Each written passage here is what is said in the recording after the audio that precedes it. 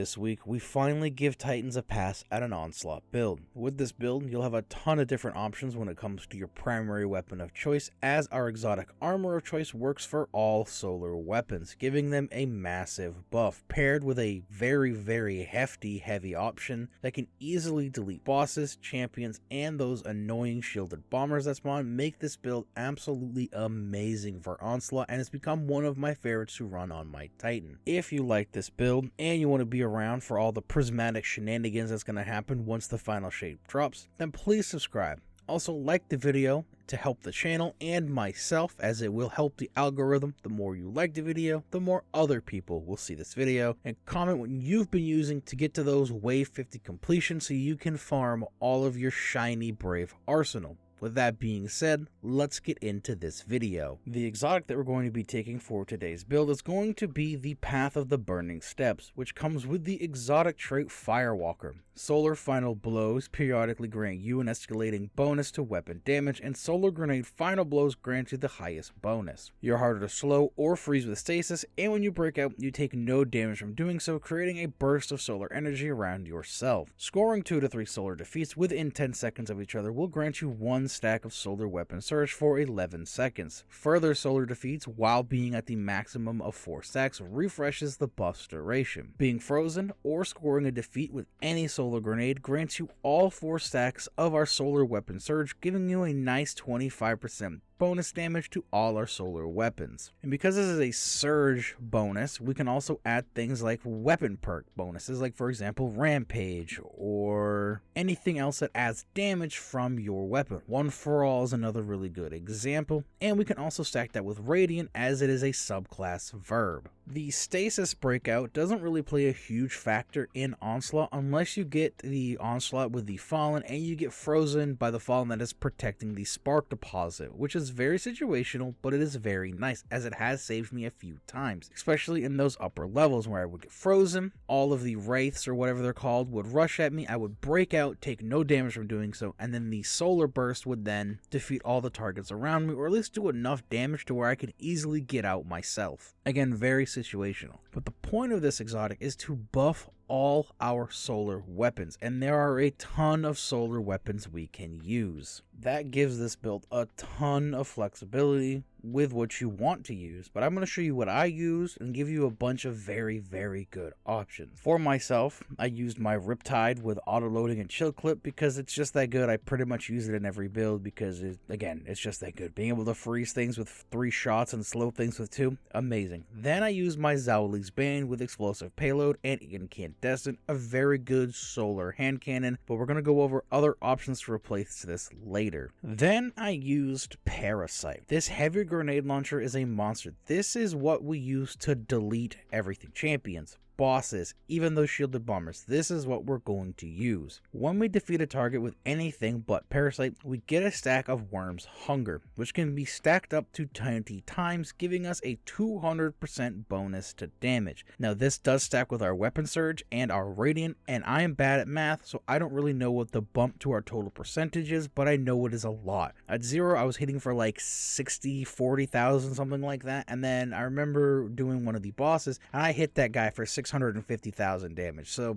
Parasite is very good. Now, if you don't have Zauli's Bane because it is a raid weapon, there's no need to worry, because like I said, you can use anything with this build. Some perfect examples of this are Callous Mini Tool, Epochal Interrogation, Heliocentric, and Luna's Howl when it comes out next week. You can even swap in Sunshot or Polaris Lance and just use a rocket if you don't have Parasite. I have also heard that Xenophage is super good, and I personally haven't tried running Xeno with this build yet, but I'm definitely going to try soon, especially in boss phases, because Parasite is good at chunking, but it's just not really good at sustained DPS like I believe Xenophage is. Other than that, though, there are tons of more options, but those are the ones that I have used personally or have heard very good things about. For our class setup, we're going to start with Roaring Flames. Final blows with solar abilities or ignitions increase the damage damage of your solar abilities, which stacks 3 times. With our lovely throwing hammer, we can easily get to the max stacks of roaring flames, which will give our grenades a very nice damage boost, make it so they can defeat targets easier to give us our max stacks of solar surge from our exotic. I used thermite grenades as I can get those multi-kills really easy, but in later rounds it might be better to swap to fusion grenades as the targets again do get very chunky. We are then going to take Soul Invictus, solar ability final blows, hammer of soul, impacts, and defeating scorched targets creates sunspots. Your abilities regenerate faster, your super drains more slowly while standing in a sunspot, and sunspots apply scorch and deal damage to targets inside. Entering a sunspot applies restoration. Sunspots are just amazing for the utility they provide. The restoration they provide will keep us alive, especially in the upper levels of Onslaught, and the ability regeneration we get will give us great uptime on our grenades, which in turn will give us good uptime on our weapon surges. For our fragments, we're going to start with Ember of Torches. Powered melee attacks against combatants make you and nearby allies radiant with a -10 to our discipline. This will give us the ability to deal more damage with our weapons, which is also a good thing no matter what activity we're in, and it will make our artifact mods even better as well. Another cool thing is while you have Roaring Flames active and don't have your hammer back when you punch something, that technically counts as a powered melee and you can become radiant off of that, which I think is actually really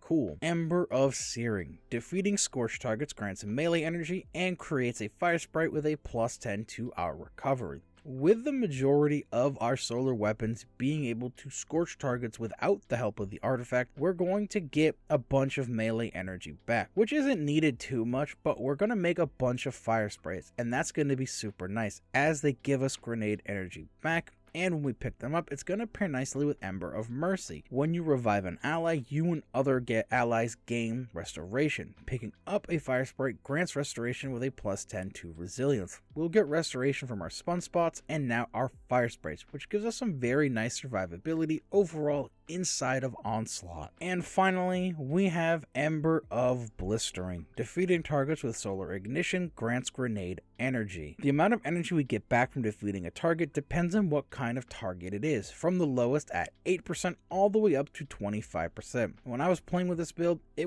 felt like I was usually getting it on the lower end because a lot of the enemies inside of Onslaught are those lower tier enemies, but it was still very helpful as the artifact mod made it very easy to get those ignitions. For armor mods, we're going to start with our helmet, and we're going to take Harmonic Siphon so we can make orbs with our solar weapons, Heavy Ammo Finder for Parasite or whatever heavy weapon you want to use, and Ashes to Assets so we can get our super back faster from getting those grenade defeats. On arms, we have Grenade Kickstart so we can consume armor charge stacks for grenade energy, Firepower so we can make orbs from our grenades, and then Fastball just to fill out my energy slots. You do not have to run Fastball. For chest, we have Charged Up for more stacks of armor charge, and then our resist mods, very simple for chest setup. For legs, we have stacks on stacks, so orbs count as 2 stacks of armor charge, Innervation, so orbs give us back grenade energy, and then Harmonic Holster. So basically, it's going to make all of our solar weapons reload while they are holstered, but this is basically going to give Parasite auto-loading holster, which is very nice as it will always be ready to go as soon as you need it. On our mark, we have Reaper for orbs, Powerful Attraction to pull orbs to us, and then Bomber for again more extra grenade energy. For artifact, we're taking our usual lineup for things to pair with solar. Kindling Trigger, Flint Striker, Torch, Revitalizing Blast, and Rays of Precision all play a very huge role in this build. For stats, I like to focus Resilience and Discipline for resistance and grenade energy, then Recovery and Intellect for health and super, and then Mobility and Strength, as they aren't really that important for this build because we can just pick up our hammer, we have sunspots, all that good stuff, and for Titans, Mobility isn't really the best thing that we need. Overall, this build was actually amazing. This was so fun to use because, for example, with Zauli's Bane, those incandescent chaining kills would actually proc your solar weapon surges, meaning we could get that 25% really easy. And like I mentioned earlier in this video, when you get that ×20 worms byproduct or worms hunger, whatever it's called, and you hit something with Parasite when you've debuffed them with Revitalizing Blast, you have Radiant, you have your 4x weapon surges going on, you hit things very hard. And I found that really helpful when dealing with with the shielded sky bombers before they took out our ADU. But with that, that is the end of our video, so please like, comment, and subscribe if you enjoyed this video, found anything good about it, plan on using this build, whatever you want. I will leave the dim link down in the description either today or tomorrow whenever I remember to do it. So with that, I will see you guys in the next video.